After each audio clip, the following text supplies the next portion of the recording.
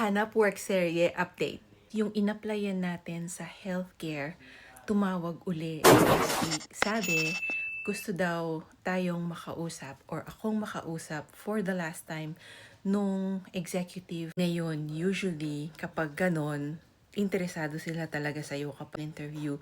Doon kanila bibigyan ng offer kung magkano ang sweldong sa tingin nila you can start negotiating with. Siyempre, to be smart, ayaw ko rin naman na umasang too much para hindi ako masyadong ma-disappoint if ever something happens. Minsan kasi kahit napakasigurado mo na something will happen, like it just means it's not for you. Yung maganda naman sa sitwasyon natin is, pagdating naman ng Biyernes, yung township or city, meaning municipal position, contacted me for another interview. So that is good. And yung university na inapplyan ko, gusto rin nila ng second interview. Meaning, it's going to be a busy week for me. I am hoping na operan ako nung sa healthcare.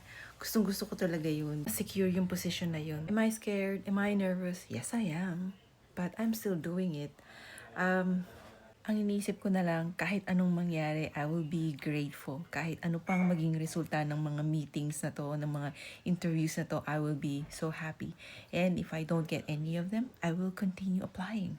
Sa mga naghahanap ng work dyan at nag-a-apply, kaya natin to. Have a beautiful day!